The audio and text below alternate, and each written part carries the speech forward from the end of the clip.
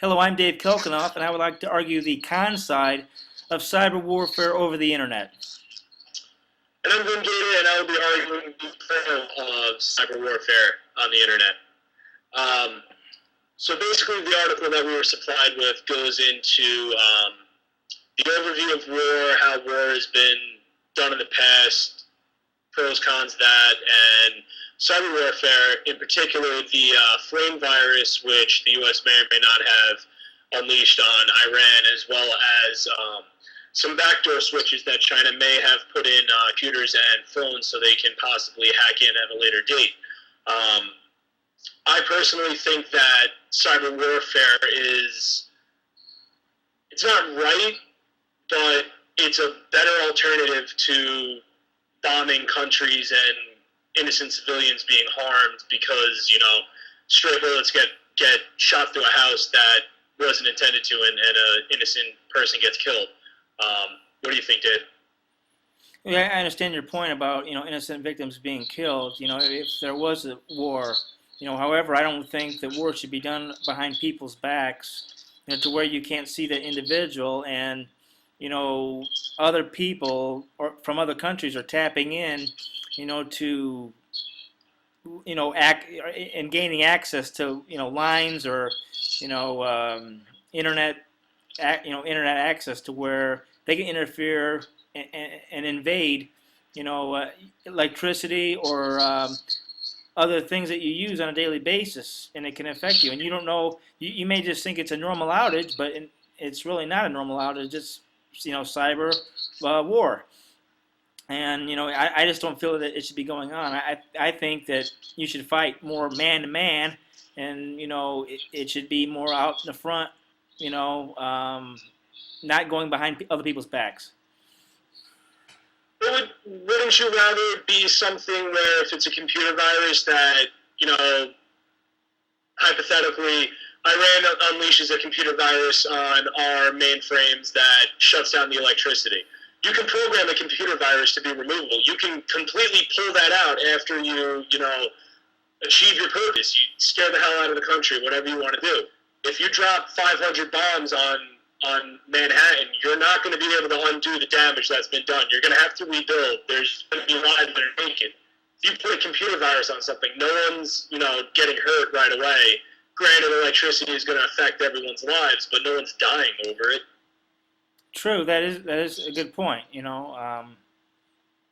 But people have been fighting for centuries. I don't know if they've really destroyed a whole lot until missiles and bombs, and guns became relevant. But I just don't feel that internet or cyber warfare should even take place because it's always a mystery as far as why is this not working, or why should it even become an issue of war to begin with? Why should people go out of their way to just cut the power off and say, oh, we're going to have a cyber war with you, and just cut the whole country, from war? It would be hard to do to cut the entire country off because there's so many different panels and so many different grids, that it would be hard to eliminate all electricity in the United States if another country wanted to do war with us, for example. But there's other things, that they could do, as far as as far as trying to get war with us. But I just find it hard to believe that anyone would logically want to go that route. It's really easy, to retaliate after a disaster on your country has happened, to want to go to war.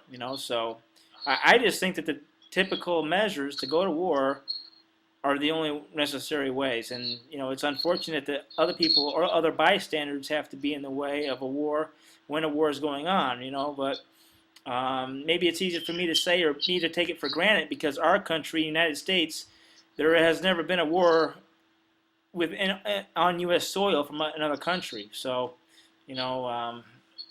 maybe it's easier for me to be biased about that. But cyber warfare, to me, I just don't feel that it's necessary, and it goes behind other people's backs when they don't need to be going behind other people's backs.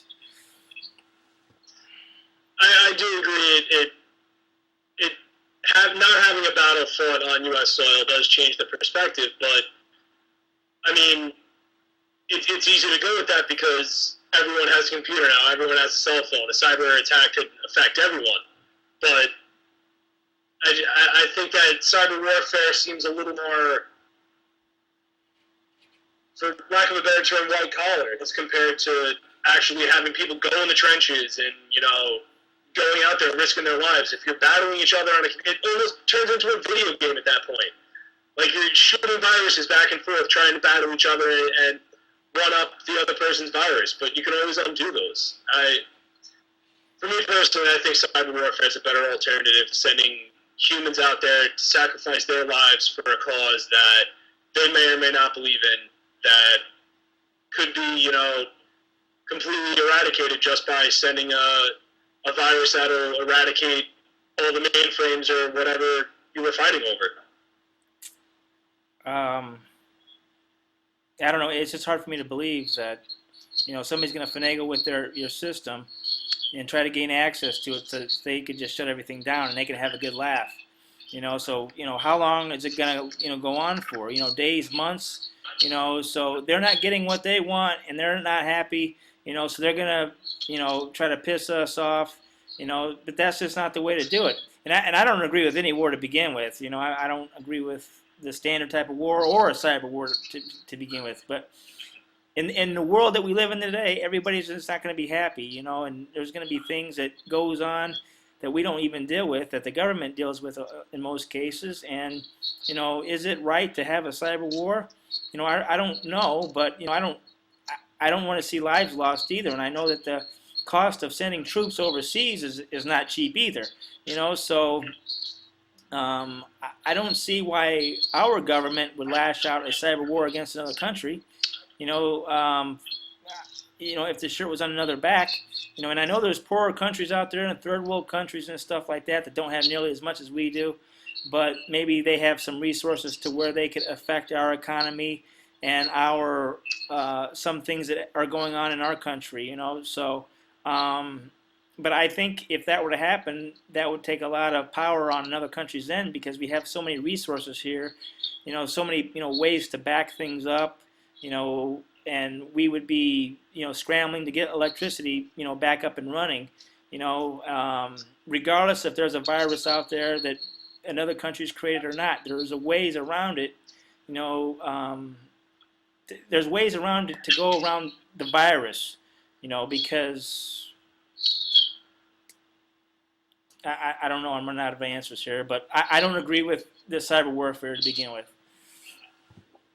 Let me just ask one question in general. Do you think that a cyber attack should be a trigger almost for actual war? So if, for instance, Iran sent the flame virus to us and it infected our mainframes or whatever, do you think that's justification for us actually sending troops over there?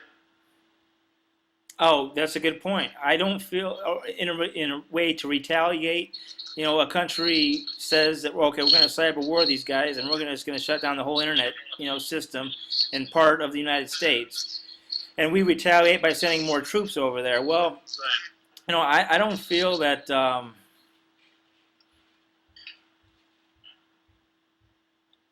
I feel that, yeah, if you're going to mess, with us in ways, and other countries are going to mess with us, for whatever reason, I don't feel that, I feel we have to fight back fairly. It's easier to fight back fairly over a cyber war. Like if they cyber war us, then we have to cyber war them back.